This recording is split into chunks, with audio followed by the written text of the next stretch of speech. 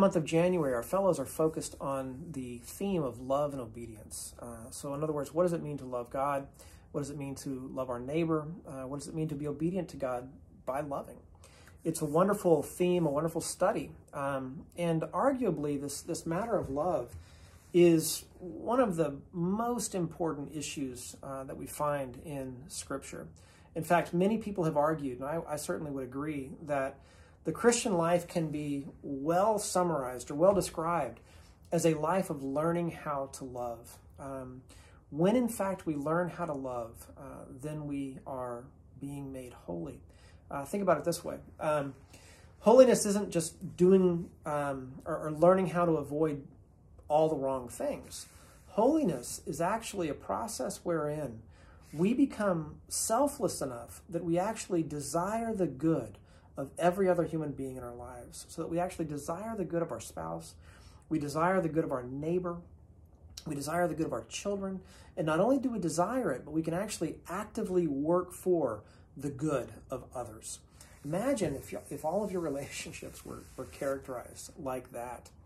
Well, according to the Bible, a life of love, which is really a life of becoming holy, or a life of sanctification, is a life wherein we learn, first of all, to love God as God should be loved. And if, in fact, we can love God as God should be loved, then everything else sort of falls into place, and we learn to love ourselves and others in the proper order. Now, this theme, of course, runs all throughout the Bible. You can think, for instance, of Deuteronomy chapter 6, the famous prayer of Israel, "Hear, O Israel, the Lord our God, the Lord is one. You shall love the Lord your God with all your heart and with all your soul and with all your might." And then the prayer goes on and says, you must remember this commandment. You must teach it to your children. You must paint it on your doorpost and on the frontlets of your eyes, and tie it around your finger.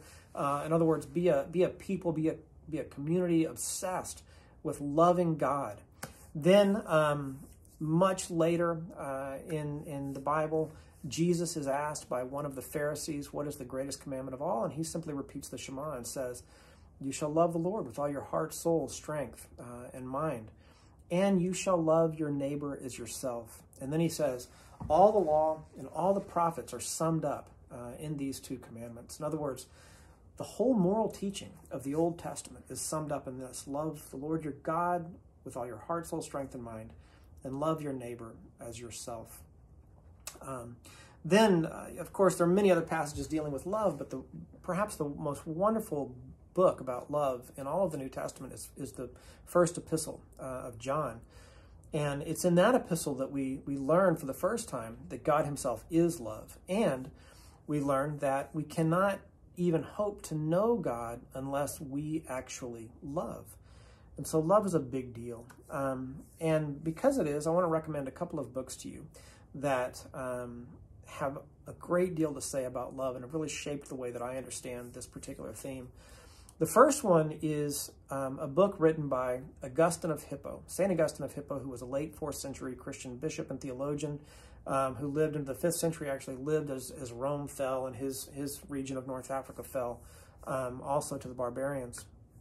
The book, The Confessions of St. Augustine, is something like a biography, but really it's a book which describes Augustine's descent into all the wrong kind of loves, and then his rescue by God, which really takes the form of the proper ordering of his loves. And so Augustine, when you get to book 2, this is a book wherein Augustine begins to talk about for instance, his sexual exploits. He, from a very young age, as a teenager, became active with young women. He objectified women. He took a mistress. He made a mess of himself. So he begins book 2 by saying, all I wanted was to love and be loved. And then nearly every story in book 2, and really book 3 through book 8, is a story about his inability to love rightly. So he loves women the wrong way. He seeks the company of friends through the wrong kinds of loving relationships. He loves the wrong gods. He loves the wrong philosophy. Over and over again, Augustine cannot seem to love rightly. And over again, he has no peace. He finds himself profoundly dissatisfied.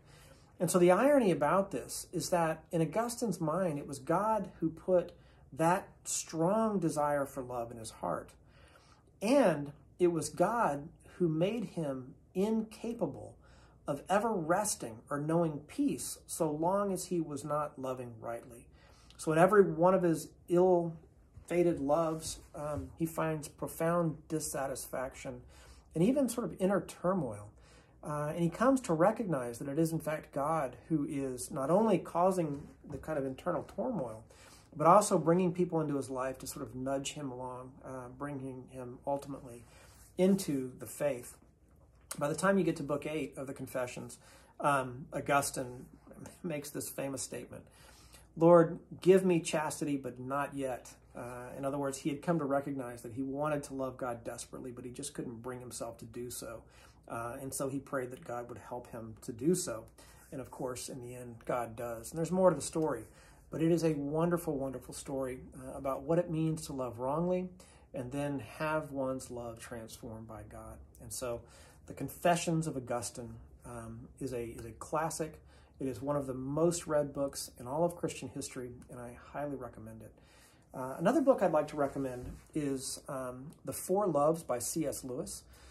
And this is a much more sort of dry philosophical book, but it's a deeply important book, a profound book, because Lewis helps us to overcome the fact that our English language is limited in its ability to describe love. And that's because we have just one word, love, which does too much of the heavy lifting for us. I might say, for instance, I love pizza. I love dogs more than cats. I love my wife. I love my children. I love God. Well, I've just described several very different kinds of love, and I have used the same word for each one. And that's a real problem because it means that love has really lost its meaning. And the truth is, in our world, especially when it comes to romantic love and to friendships, we simply don't know what the word love means anymore. You'll hear, for instance, that people will get a divorce and say to their children, "Mommy and Daddy are getting divorced because we simply do not love each other anymore." Well, that statement actually makes no sense whatsoever. And Lewis's little book helps us to understand why. And the reason is because there are at least 4 different words for love in the Greek. There's storge, which describes a kind of familial love, affection. There is philia, brotherly love. There's eros, erotic love.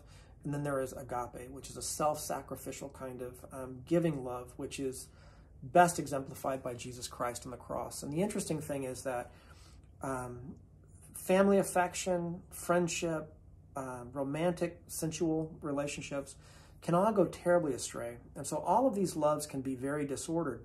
But if agape is a kind of overriding love in one's life, then these other loves will be rightly ordered. And so because agape is a self-sacrificial love, when a man and a woman claim to have fallen out of love, what they really mean is that they have fallen out of eros, or perhaps for a period fallen out of philia. But they have not fallen out of agape, because agape is a matter of the will. And that agape love can actually redeem and shape and properly form all the other loves. And so when a man and a woman, for instance, get married and they exchange vows and they promise to love and keep, what they are promising there is agape, not eros, not philia. There's a wonderful quote by Dietrich Bonhoeffer. He wrote a little letter to his brother-in-law before his brother-in-law married his sister. And he said to him, to Eberhard, he said, "From this point forward, please understand that it is your marriage which will preserve your love, not your love that will preserve your marriage." In other words, your marriage is a kind of agreement that you have entered into. And that marriage, by being a promise, will force you to sacrifice yourself, to put yourself aside over the long haul, over the course of a lifetime. And insofar as you do that, you will be given the opportunity to become more like God, laying down your life for your friend, for your spouse. That is agape, and that's a beautiful description of the way that loves can be properly ordered. There's much, much more to say about that. Again, I recommend The Four Loves by C.S. Lewis, and I recommend The Confessions by St. Augustine, two wonderful works.